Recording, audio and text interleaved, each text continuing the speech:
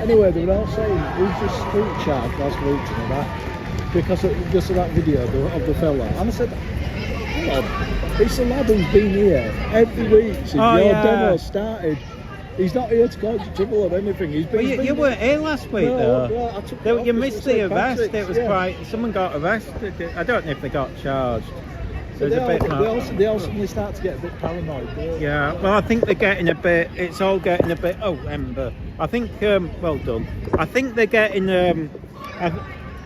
It started to. I think because of when Marty, whatever his name. Marty. Yeah, I thought it was supposed to come up last week. I think he sort of set some of them off a bit, and they've got edgy. But there don't seem many today. It seems quiet. I thought, what's going on? It's weird. No, well, I've told them all. You've been here right from the very beginning. Yeah, most of them. 90% are fine. Yeah. I had one guy the other week. He's got a Labrador. He knocked the thing out, my camera out my hand. But that was it. But yeah, it's. I know at other places they get funner, but I've not. I mean, at the end of the day, I don't know. It's chilled. We're back to chill again, aren't we? Well, I think it'll be interesting. I think he might wind them up a bit, but to be fair to him, he wasn't doing anything. He was just still filming, and they started being funny with him. I speak to Marty. Yeah, I've never. It was the first time I met him, and to be honest. He comes across nice in real life than he does online. I think he lets himself down really, but he seems quite a nice lad. But yeah, today will be all shaky. I'll just bung it up, but it's better than that. It's just in case many arrests happen again. It was about this time last week. Some two lads. No, it's quiet today. I can't believe how quiet it is because it's not exactly bad weather, unless people are just getting fed up. Well, you know what it is, don't you? It's Ramadan. The students have gone back, haven't they? Oh, is it not the streets? Occupation's finished up at university. Oh, has it? Yeah. No one knew about it. Waste of time. Finished yesterday. So. Oh, did it? That was the complete waste of time because I noticed. Another university had a sort of, but they got reported this lot. I don't know who's organised it, but nobody knew. Yeah. And I thought, well, yeah, you've done that, and I bet not a single person knows you've had a lock-in. It was a waste of time. They might as well say they're in there now. No one will know. It's all done. Yeah. No. But yeah. Well, maybe they'll have another, because I haven't had a student protest for a couple of weeks. Although they did last minute. I noticed that, I think on Monday they said turn up. But that was like 10 minutes before. And I thought that's it's all exams when they come back, isn't it? Probably, yeah. Oh, and it'll be Easter holidays as well, isn't it? Oh, that's why they're finished. Easter, yeah, that's why. Oh, well, they're really dedicated, aren't they? What a dedicated lot. I know. See you later.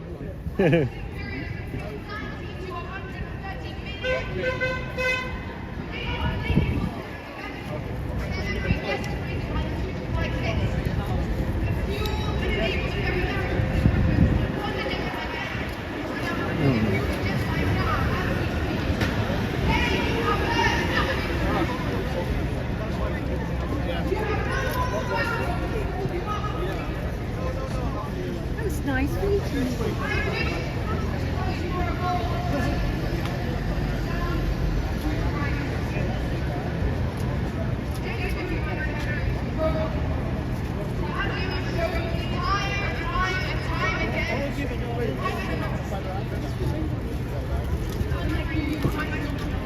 Let's sit down because I'm knackered.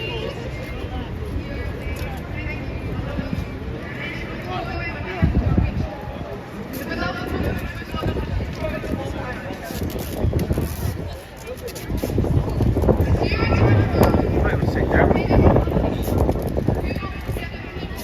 Come on.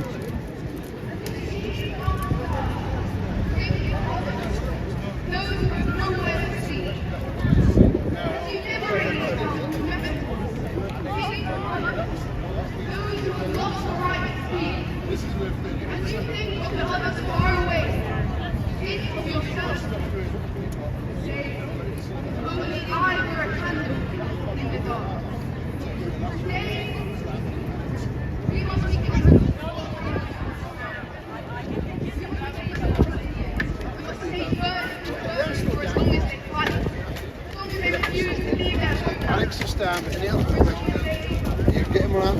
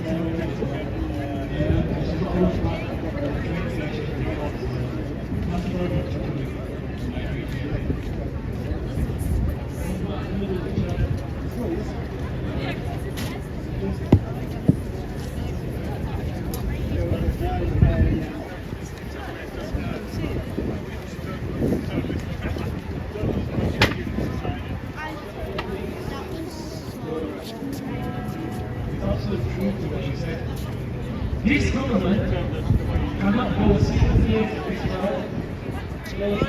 That's what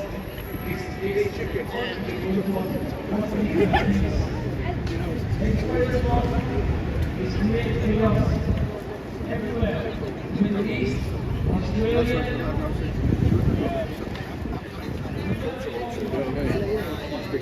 Shame on them.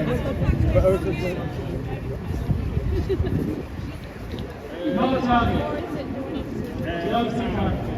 Think about those beautiful Palestinian people support on a daily basis. Really with conviction, say not target. Hospitals. Louder. Hospitals. Doctors. Nurses. Therapists. Journalists. Teachers. Academics. Artists. Schools. Mosques. Churches. Sanctuaries. Charities. Charity workers.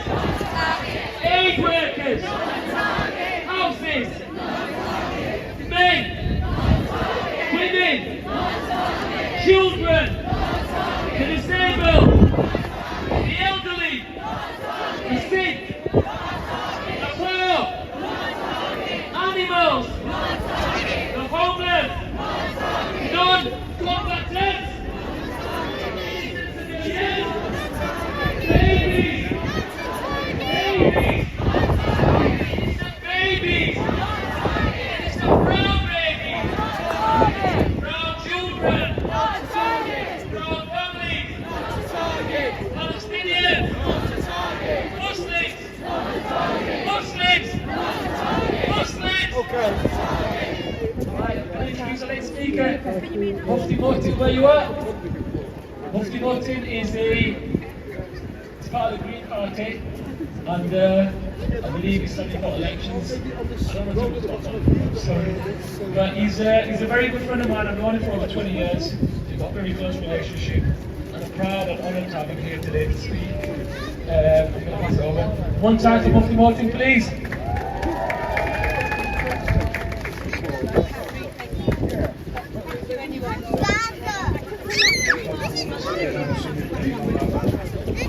الله صلى الله عليه وسلم كلكم راع وكلكم مسؤول عن رعيته.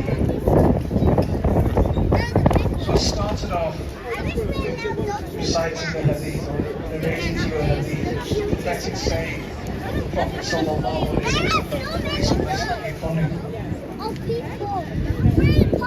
Now the reason I told you this or narrated this hadith to you will become clear in a very few moments.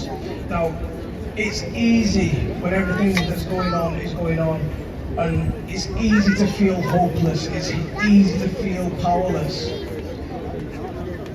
We've got over 33,000 civilians that have been massacred. 33,000, let that sink in. We've had a couple of thousand of this demonstration. That's more than 10 times that number. More than the crowds at Leeds United match. That's how many civilians have been massacred. I represent all my constituents. 30,000 people, it's hard to comprehend how big that is. Actually, it's horrible for When we're out here every week, and you people are out here every single week, pride that you give to this city, pride that you give to us is absolutely immense. Because you're here and you're standing up for humanity. You're standing up because you've got a heart, because you've got a conscience, because you actually care for another human being, regardless of whether he's white British, whether he's Ukrainian, or whether he's Palestinian. Regardless of where they are in the world, you care for them, you love them, you have that in your heart. You are that beautiful people that comes out and stands up.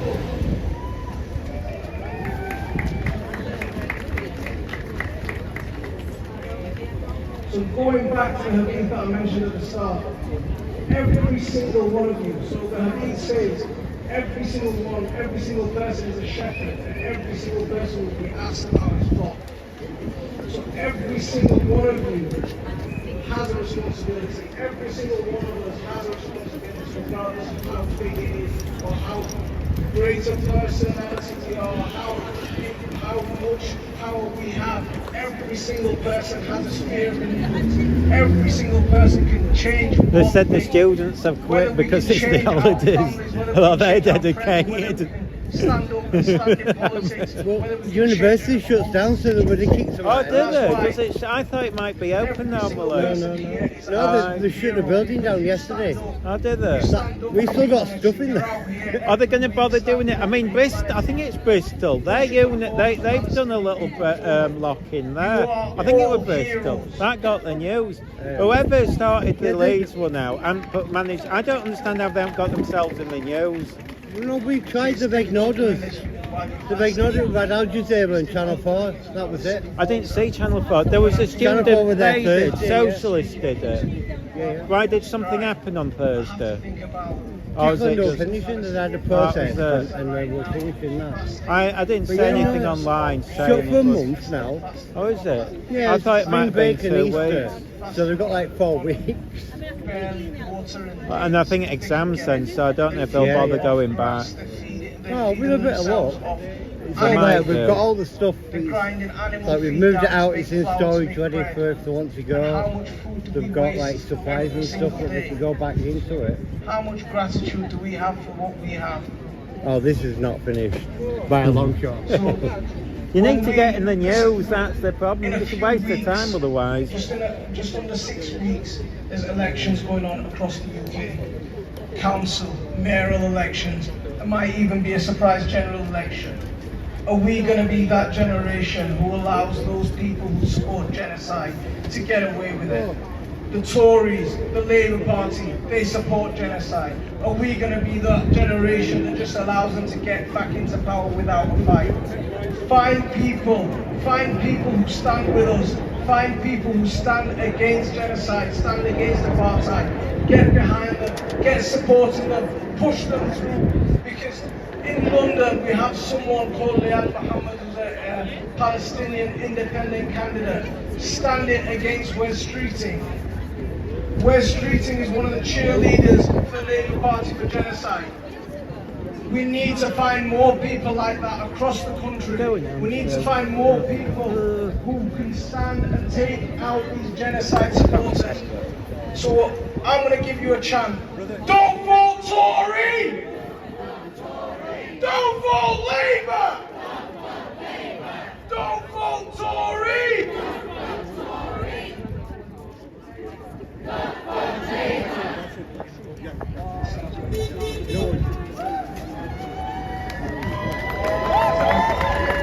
Is it on?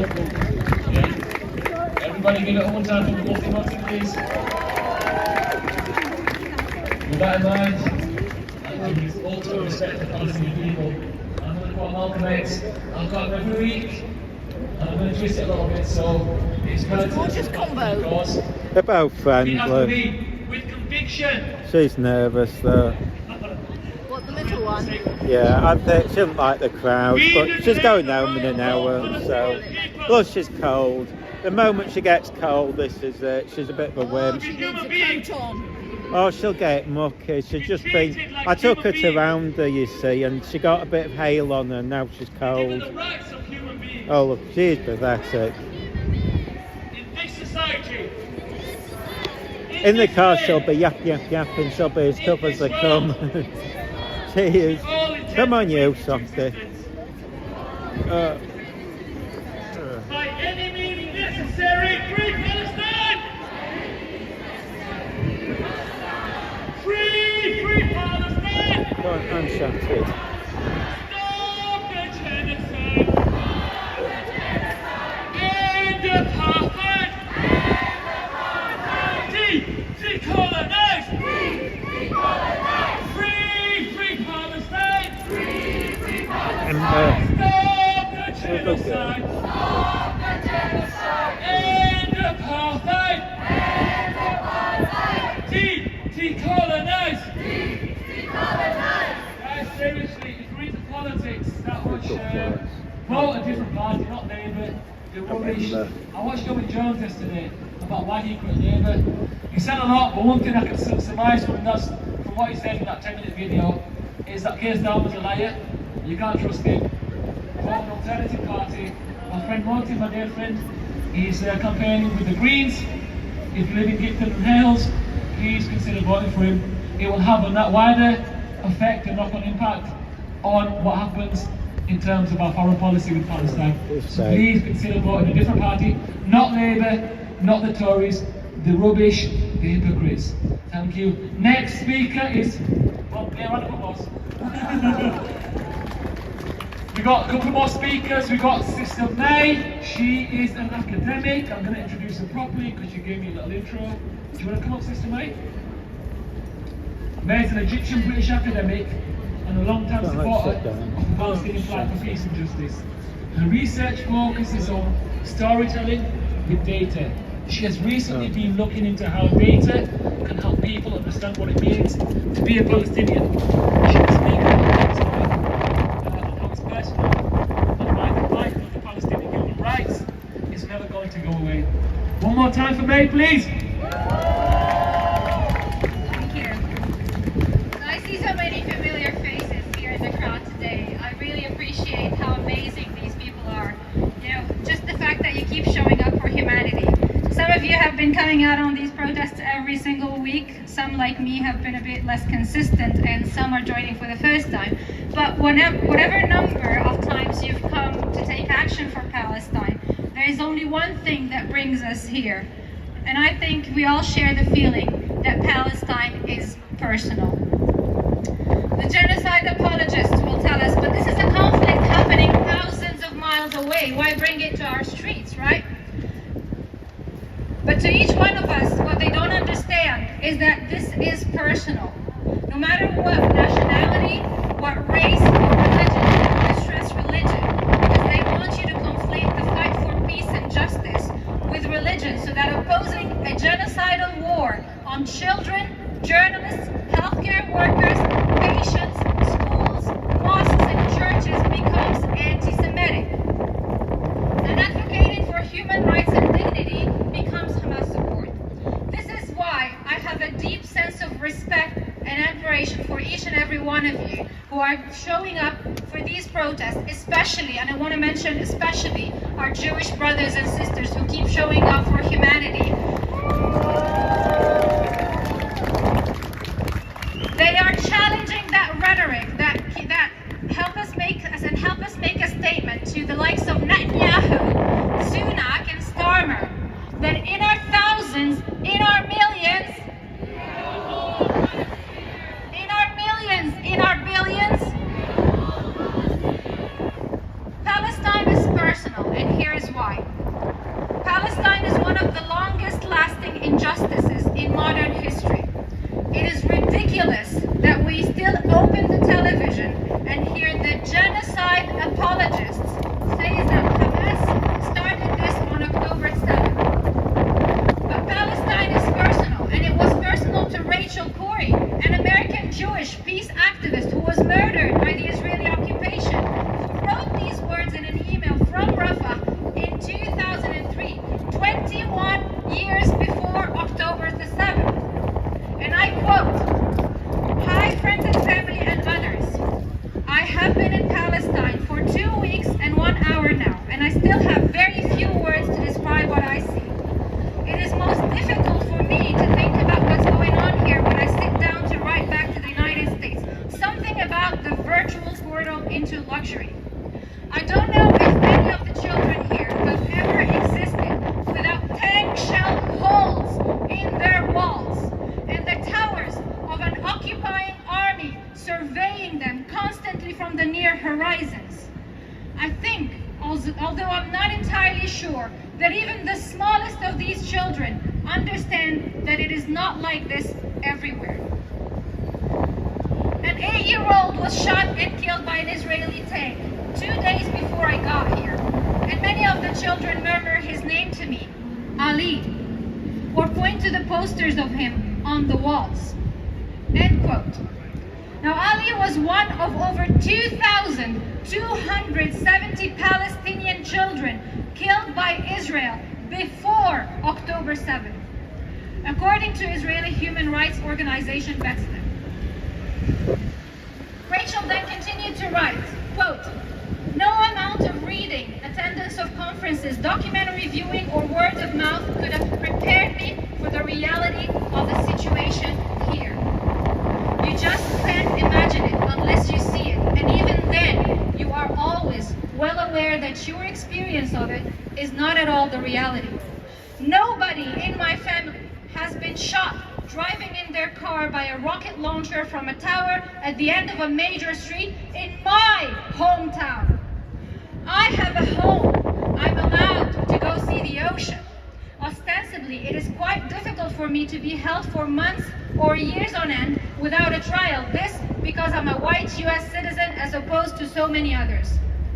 When I leave for school or work, I can be relatively certain that there will not be a heavily armed soldier waiting halfway between Mud Bay and downtown Olympia, that's where she's from, at a checkpoint with the power to decide whether I can go about my business and whether I can get home again when I'm done.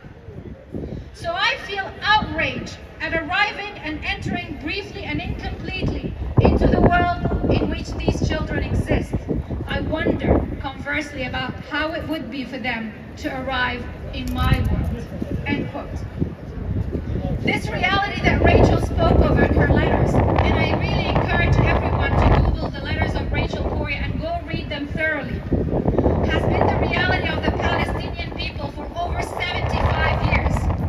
In 2007 alone, the UN issued a report on the increasing number of Palestinian women who were dying on the sidewalks as they were forced to give birth at checkpoints because the Israeli army would not allow them to get to the hospital. And this is just one of the countless violations of human rights that I, as someone who grew up only a couple of hundred kilometers away from Rafah, became acutely aware of in my teenage years.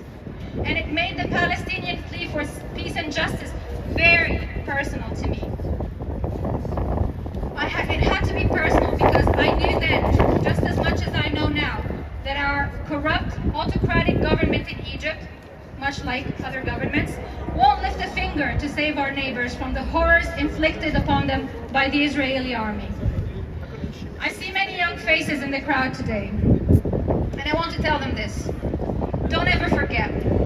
Don't ever stop calling for justice. For every mother who lost a baby at a checkpoint, for every one of the 13,000 plus children killed in the ongoing genocide alone, for every child being killed in Gaza, as we speak, every 15 minutes, for every boy and every girl who had lost their legs and had their legs amputated without anesthesia in what UNICEF has called, quote, the biggest cohort of pediatric amputees in history. For every one of the 1.5 million Palestinians who are now displaced in Rafah without food, clean water, or medicine, even after a ceasefire, for as long as you shall live, I want you to make a promise to yourselves that you will never stop calling for a free Palestine. Free, free! Free, free!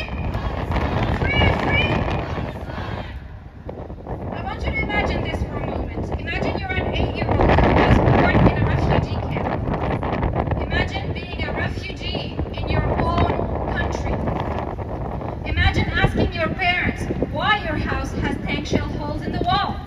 Why you have to answer to soldiers who speak a foreign language every time you step out of your house. Why your friend was shot and killed by those same soldiers. And why hundreds of children, same age as you, are regularly kidnapped from their beds at night and taken into dark military prison cells. Imagine then your pregnant mother having to deliver your new sibling on a sidewalk at a checkpoint only to die right there and then in front of your eyes. Palestine has had thousands of these stories for decades. In fact, the medical acronym that we've all heard recently, WCNSF, does everyone know what it stands for? Wounded child with no surviving family. This acronym was not coined during the ongoing genocide. It has been there in Gaza for years, many years, if not decades, before October the 7th.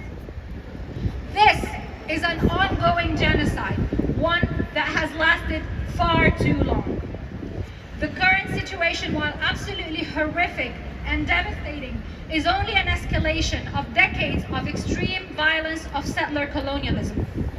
We've all watched the footage this week, obtained by Al Jazeera, of the Israeli drone targeting 4 peaceful and unarmed young men as they were walking around trying to find the rubbles of their homes.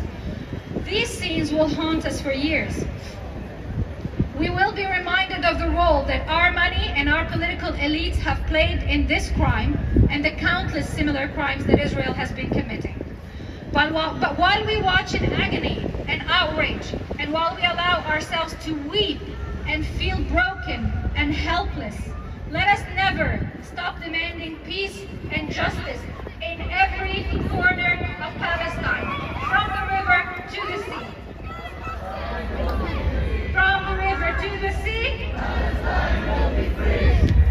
let us never stop demanding justice. Let us not be pushed back into silence and allow the oppressors to mistake silence for peace. There is no peace without justice. No justice, no peace. No justice, no justice. Thank you, and don't stop talking about Palestine. Free, free! Free, free! From the river to the sea! From the river to the sea!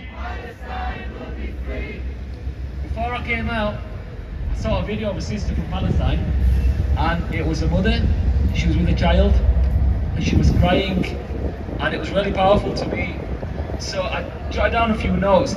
Very short video, it was like 20 seconds, but what she said was so powerful, and I especially want the Muslims in the crowd to listen to this message, because it's very powerful. So she was talking to a cameraman, and she says, I'll translate all for her. All praise to you if you are pleased with me. All praise to you if you are not. All praise to you after acceptance. O Lord, this is your decree. This is Allah's will. We are people who don't belong to this world. The hereafter is for us. I swear to you, the hereafter is for us. We are not here for this world. Paradise.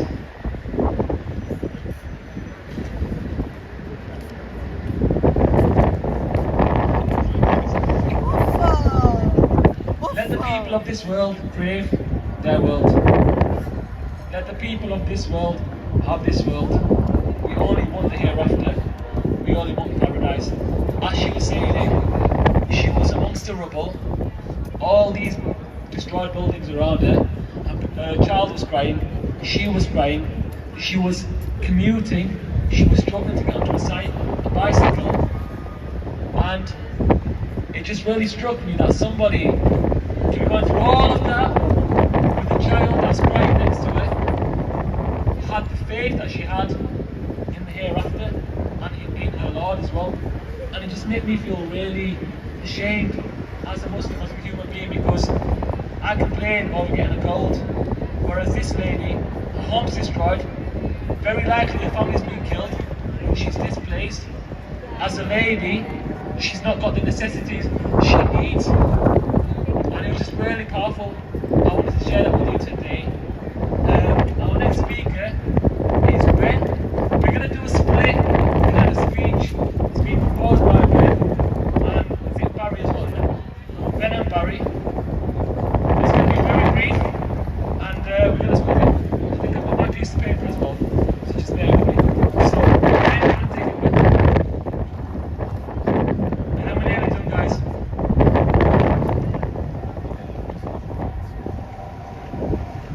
Yeah, Ben, you started. It's about Britain's complicity in what's happening in Gaza. How did the British Empire grow? Britain stole 45 trillion from India and destroyed its cotton industry. From India, the whole subcontinent of India, after 7,000 years of its cotton industry. This funded the British invasion of Africa, America, Australia, and the Caribbean. And of course, we've all probably heard, aided by Britain's famous ruling the waves. And three genocides in America, Australia, and Africa, all by stealing from India. Through empire building, Britain got the Palestine Mandate. Britain then allowed Zionists to plan the takeover of Palestine during World War II.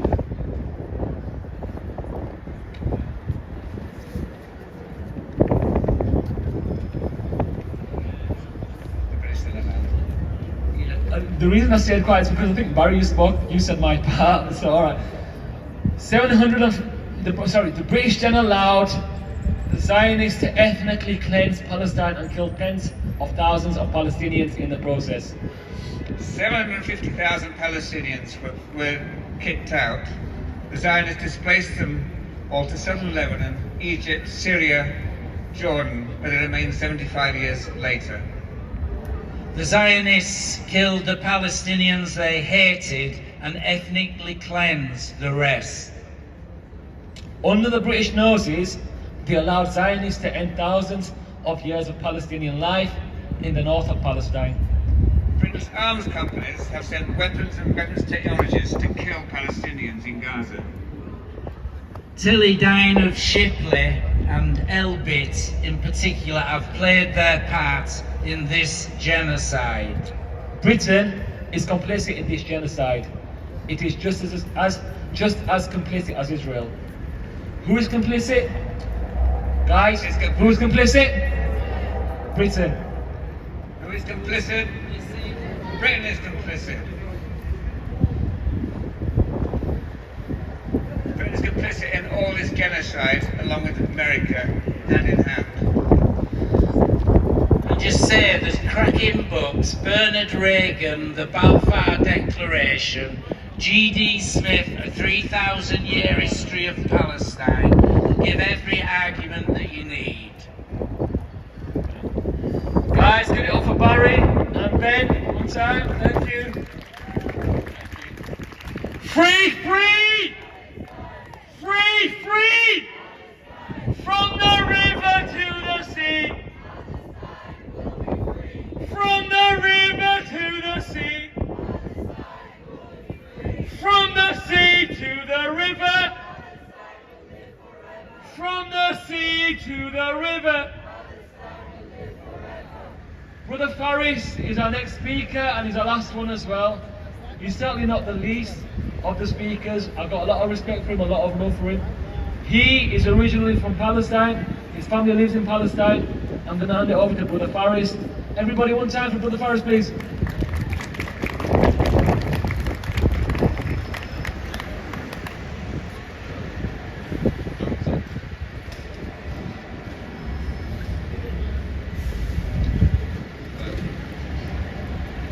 I'm just going to recite the spoken word that I've written about the situation in Palestine. So in 1948 came the terrorist state. They invaded and settled over 7 decades.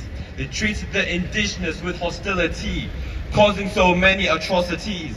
Like how in Masjid al-Aqsa on sacred days, they used rubber steel bullets and stun grenades, and denied their worshippers emergency medical aid. They've trapped Gaza in an open-air prison where Israel fires rockets that strike with precision. Now they're faced with forced evictions. It's the ethnic cleansing of native civilians. All this because we are Palestinians. We are talking about genocide between colonizer and colonized. We are clearly not two equal sides. Their military power is more than guns and knives. It's the mainstream media that manipulates minds. Hundreds, thousands, innocents dead. These aren't numbers, these are lives. Their sons, daughters, fathers, mothers, sisters, brothers, husbands and wives. These aren't numbers, these are lives. So what happened to their basic human rights? Palestinians are like olive trees.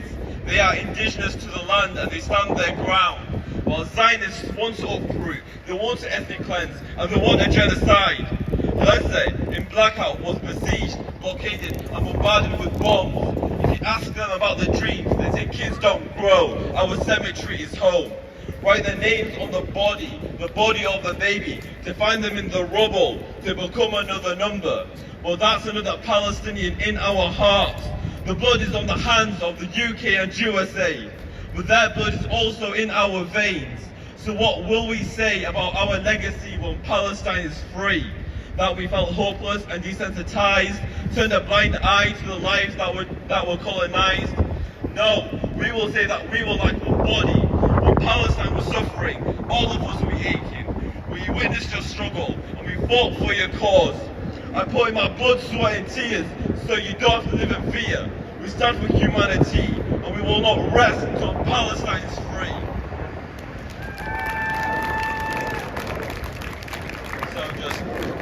fight for Palestine and don't stop. Like, we are going to be the generation that frees Palestine. So whatever you do will never be in vain.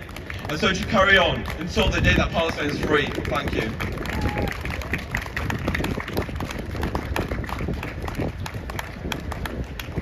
Guys, thank you for coming out. Let's finish up with some chants. I would like to finish up with children doing chants. Have we got any children that want to do some chants? I don't think we have today. I think it's all as boring adults. So let's finish off.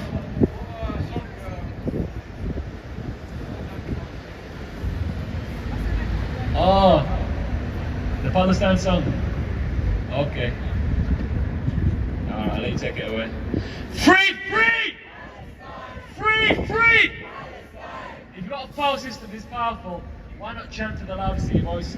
Free, free! From the river to the sea. Michael Gove, can you hear me? From the river to the sea.